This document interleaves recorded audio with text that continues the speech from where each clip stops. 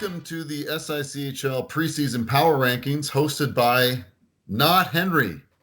Henry's not here, so you got me this year.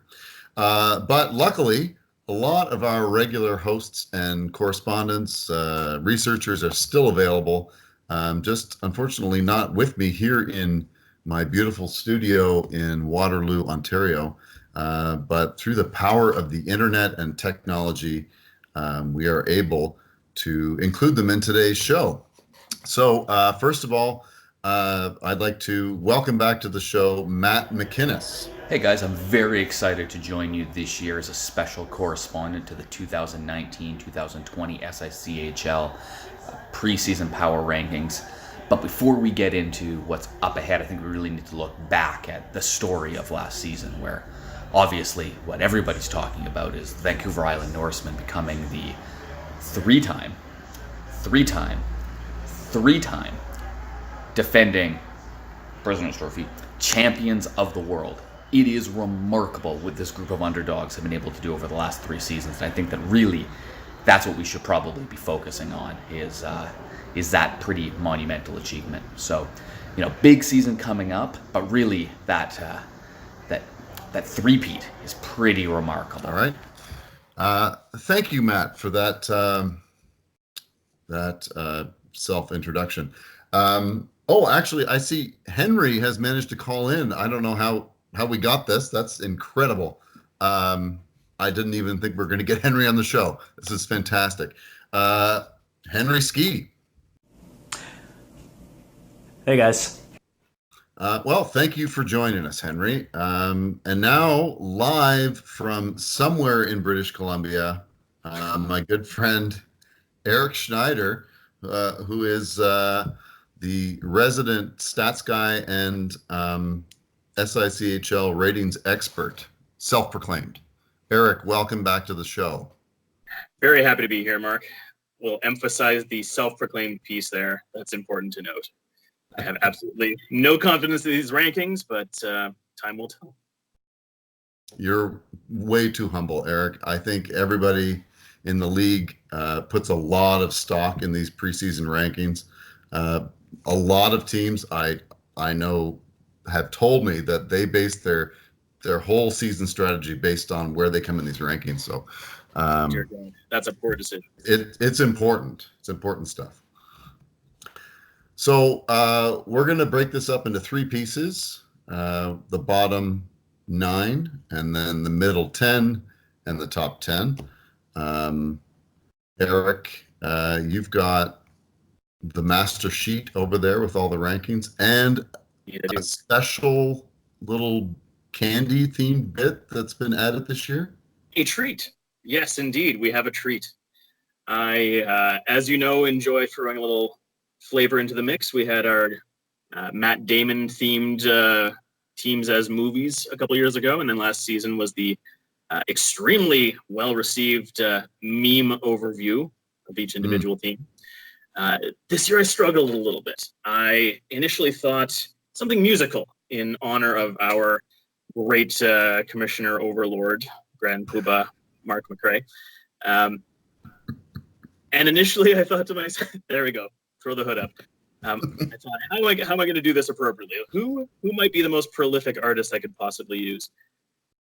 So I was planning on doing an Elton John album for every team. Amazing. And a Tiny Dancer reference for our friend Michael Oram would not have been out of place. But I kind of ran out of references after that. So I scrapped that idea and thought back to the heated conversation that we had at the 2019 SICHL entry draft in the Skype chat over best chocolate bars. And this taking place just a couple weeks after Halloween, and I don't know about you, but my family is still gorging on my 3-year-old daughter's massive haul from going door to door dressed as a princess ballerina fairy, triple costume. It was top of mind already. So, not wanting to play favorites, not wanting to inject my own opinion on the relative superiority or lack thereof of individual candy bars, because I know this is a sensitive subject for people. I instead found on a deep dive of the internet the Nate Silver-led 583 or 53, I forget what it is, website actually conducted a large poll of candy bar preferences leading up to Halloween a couple years ago. So I have not dramatically changed the order of anything unless it has really particularly suited a specific team. But I think I've been able to relate it to everybody. So looking forward to hearing feedback on this year's theme.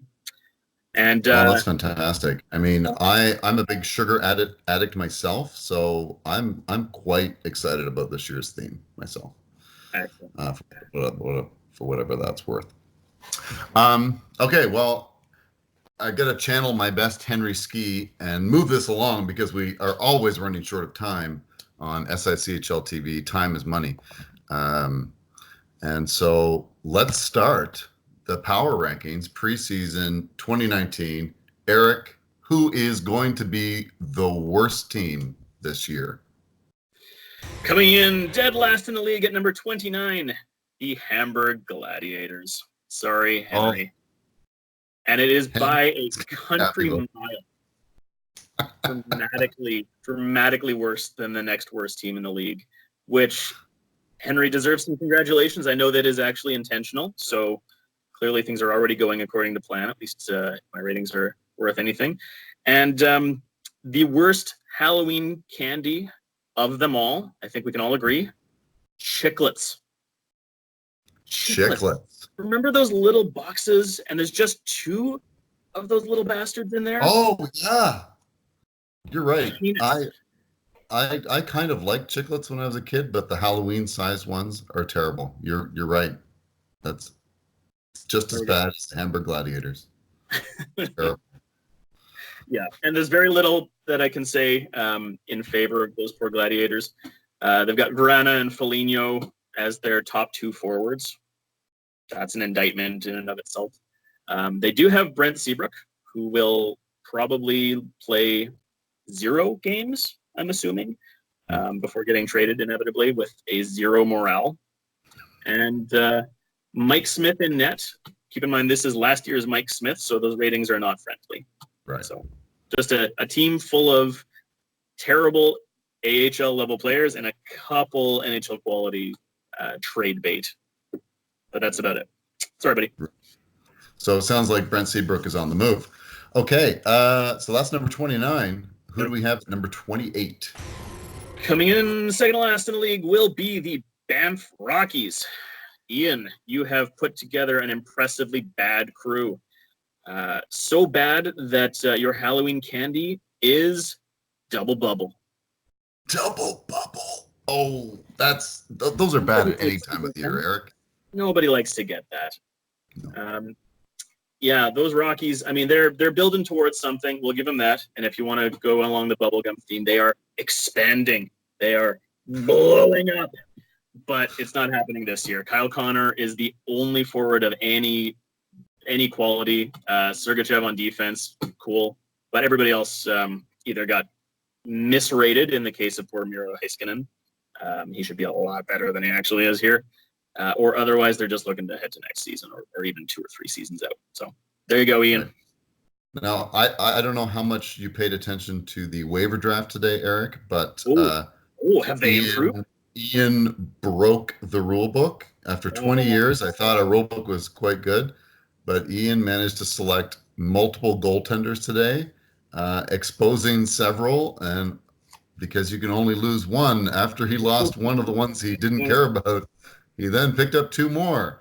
So congratulations, Ian.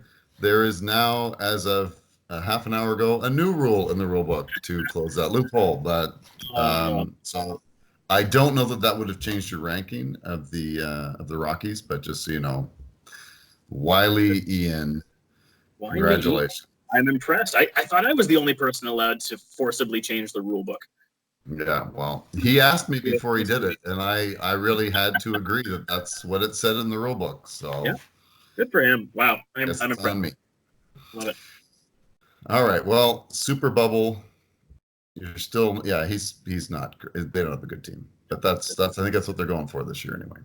Exactly. It's a deep draft. Okay, number 27. 27. We have the Boston Colonials. That is a deliberately, yet again, a deliberately crappy team. He has pulled off, I think it's fair to say, a full scorched earth nuclear explosion style blow up of his team in the space of just a couple of months. It was very impressive. Questionable as to whether or not it should happen in the first place. I don't understand the purpose of trading away 21-year-old Nathan McKinnon personally, but he's in it for the long haul. We know this. There's very, very little going on with this team, but I gave them for the Halloween candy. I gave them pixie sticks because they're frenetic. They got a lot of energy. They're always on the go. There's always something exciting happening coming out of Boston. Now, this, I have to admit, this is one of the few candies on the list that I have never heard of, Eric. Pixie. I don't know pixie sticks. I'm excited to Google them later. Let me explain it to you very quickly. It is a paper tube of flavored sugar. That's all a pixie stick is. Okay. You just rip the top off and inhale powdered sugar like some sort of, I don't know, 6-year-old Coke addict. It's incredible. That's a great description of Gary. I don't know if you ever met him in person. I have not yet had the pleasure. We came close. It sounds like he had a trip out west planned, but he was in Edmonton, I think, this year. Okay, well, so Boston's at 27. Who do we have at 26? 26, we have our new guy, Hamilton Steelhawks, run by new guy Chris. Yeah, I don't really. This is a bit of an odd one for me. I gave him candy corn because, I mean, you eat it because it's there, but it, like, I don't really have anything to say about it. You know, they're just kind of there. They're in the background. You know, it's inoffensive, but do you go home bragging? Oh, look how many houses gave me candy corn for help. Like, no, nobody cares. So, sorry, your team is not terrible, just boring and not good. Yeah. That's kind of it. Ryan Suter will have to do a lot of heavy lifting to get this team anywhere close to the playoffs. Right. Well, I mean, new guy Chris really cleaned house when he took over the team, and hopefully he's going to be here for the long haul, because it looks like it's going to take that long for this team to get any good. But, you know, welcome to the league, Chris. We're happy to have you here. And good luck. Sincerely, good luck. Okay. So he's 26. Who's at 25? 25. We got my boy Ryan running the Dublin Shamrocks. This is, bar none, my favorite team in the entire SICHL, and I'm even including myself in that list. I love the Shamrocks. I happily lose to them at least once a year. No regrets. These guys are a carnival funhouse of a hockey team, and for that reason, I gave them Fun Dip, because it's just so much fun. There's, like, it's a stick made out of candy that you dip into sugar. What more can you ask for with that? Yeah, right? see, now that's a treat I can get behind. We got those all the time when we were kids. They're fantastic. And sugar. along those funhouse fun stick lines, Casey DeSmith is the starting goalie, who was waived in other league earlier this season. So real strong presence there. Does have shockingly good ratings. And then, I mean, some solid names on defense who just didn't get good ratings. And then some not so solid names at forward who didn't get good ratings, but didn't deserve to get them anyway. So, yeah. Good luck to you, buddy. All right. Well, Dublin will be out of the playoffs solidly, looks like. Okay. Speaking of out of the playoffs solidly, who's at 24? 24, we have the Bruno Barons. Bobby. Yeah. This was a challenging one. So on my ratings screen, imagine OV rankings similar to what you see in the SICHL on a regular basis. I came up with my own OVs for individual teams based on multiple factors that I won't bore you with. But I mentioned this because Bruno, for what it's worth, even though they're in 24th, significantly above 25 and onwards. So we've crossed a threshold for the absolute dumpster fire tier and moved into the probably shouldn't make the playoffs, but who knows tier. Oh, wow. So, Okay. yeah, so Bruno, they have some depth going for them. Like if you look at their forwards, nobody stands out, but they do have Joe Thornton, Josh Anderson, Vladimir Mestikov, and then even going down the lineup, like on their third line, they've got the incredibly overrated Reed Boucher. They've got Andreas Janssen from the other Leafs. Defense, they've got a pretty motley crew. They got UC Saros in net. So, like, there's some exciting players here. It still doesn't look like a playoff lineup, but who knows? The candy of choice for them is the Charleston Shoe. The venerable Charleston Shoe in honor of our returning GM. I forget which team he ran before. It was the Prague Knights. He was the Prague Knights, yes. He was the Minnesota Saints. And I get the sense that he's not a huge supporter of the current president of the United States based on his social media. Really? Are we sure about that? Yeah, I mean, I almost feel like we haven't checked in with our conservative pundit Matt in a little while. Maybe Matt has something to say about politics. This is so topical. Matt, what's happening out there?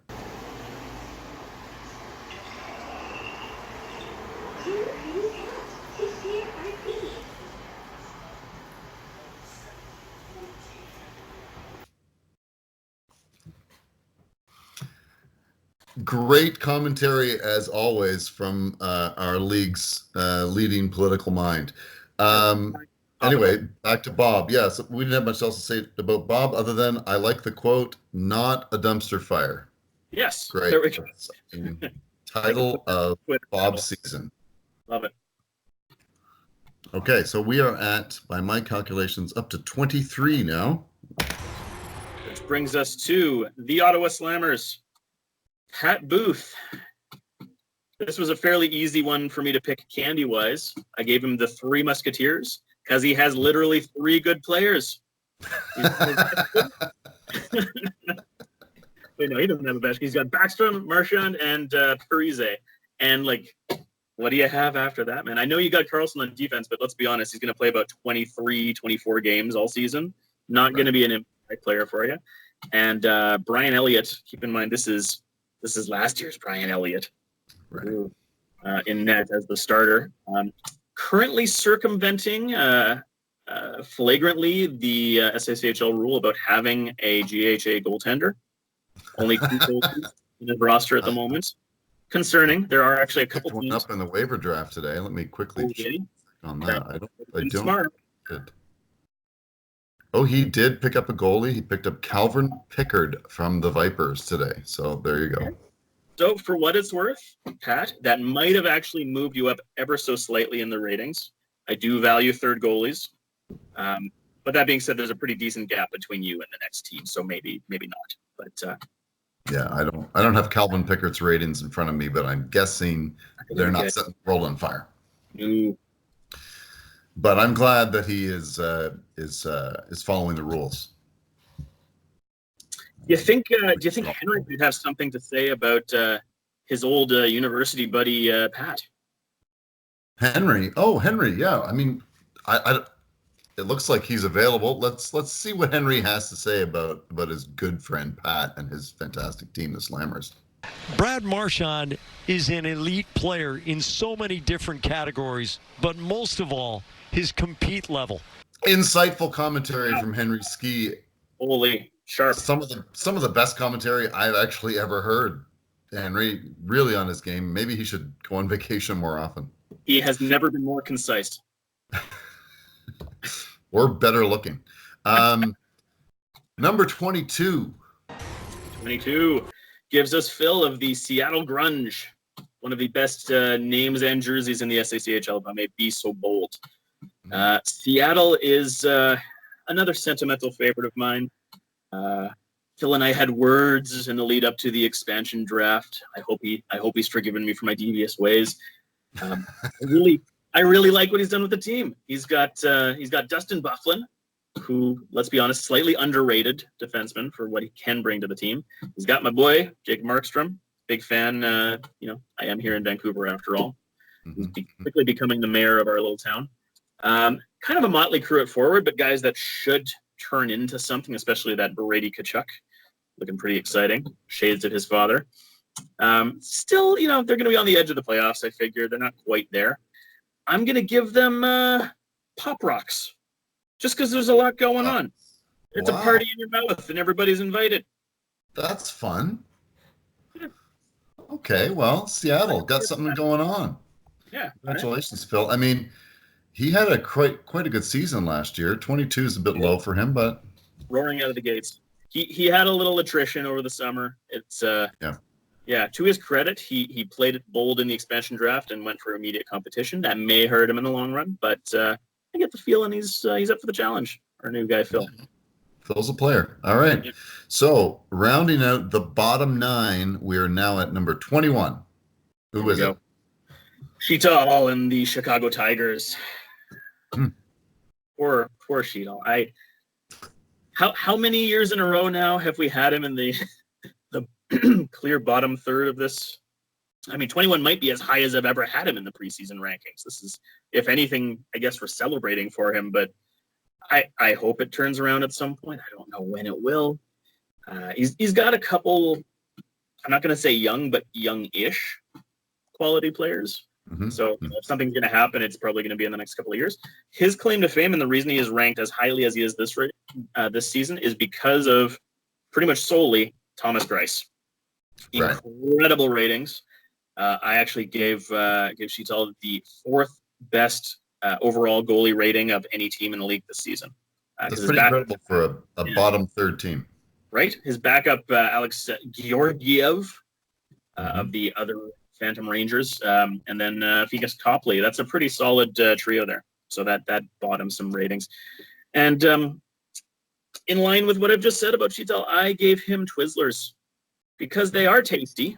You're never disappointed to receive them at Halloween, but they always leave you wanting more. Yeah, for me, I always wish I got licorice. Yeah. Because let's be clear, Twizzlers are not licorice. No, they are strawberry flavored something. Candy, rubbery. I mean, they're tasty, but they're not licorice. You can bite both ends off them and use them as a straw for your chocolate milk. What a crazy thing for a kid to do. Twizzlers are the white chocolate of licorice. White chocolate. Not actually chocolate. Slam dunk. Slam dunk. All right, well, that's the bottom 9. I guess we should ask Matt if he has any final comments on this bottom 9. This thing's really dragging on. Do I want a bourbon to get through it? Or scotch? 2 bourbons? Oh shit, still recording. Insightful. Great.